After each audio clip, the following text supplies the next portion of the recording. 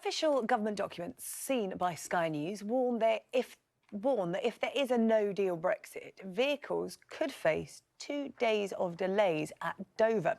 This is based on research carried out for the Department for Transport, which says there could be a queue of around 8,000 vehicles. Well, let's get more now and speak to the Chief Executive of the Road Haulage Association, Richard Burnett, who joins us from Merseyside. Good morning to you, Richard. Hey.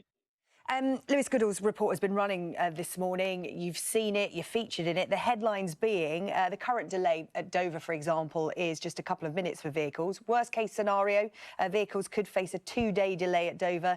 The average wait could be a day and a half.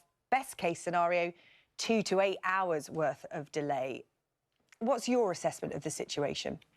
Well, I think this report really doesn't tell us any more than what we've been saying to government for the last 2.5 years. You know, if you've got to put new processes and procedures in place that aren't there at the moment, it's inevitable that you're going to experience delays, I guess, of this level. So this leaked document, this report, doesn't surprise us in any shape or form. But I think, you know, we are really concerned as an industry as to the impact of this. But I think, you know, the impact both on drivers but also on businesses that are likely to be sitting in those queues. You know, 2 days is going to put an enormous amount of cost into a haulier that simply can't sustain it. You know, so we really do need financial support from government in that eventuality.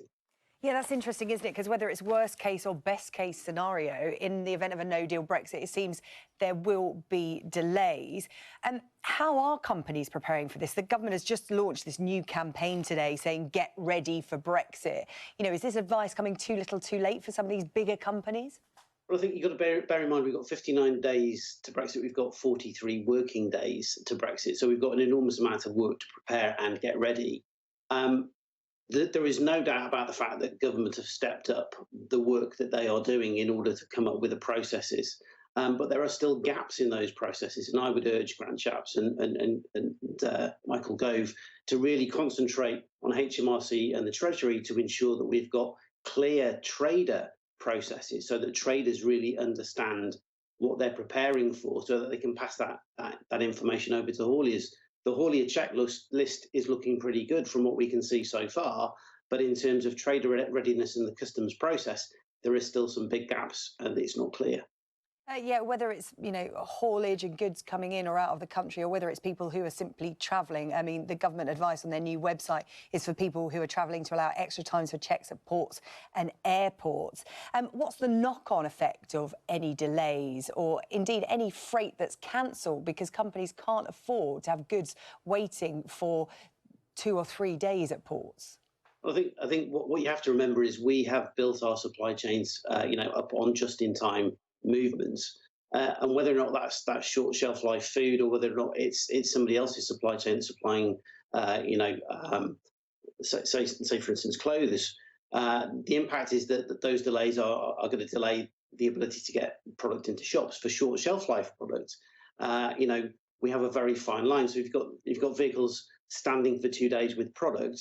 By the time it gets to the supermarket NDC, and you've got to go through the process of processing that food through the NDC, then you've lost effectively the life of the product. It's going to be written off, and you're going to lose that stock. OK, Richard Burnett, thank you very much for your thoughts on those documents seen by Sky News in relation to delays at Dover. He is the Chief Executive of the Road Haulage Association. We'll be talking more about this throughout the day here on Sky News.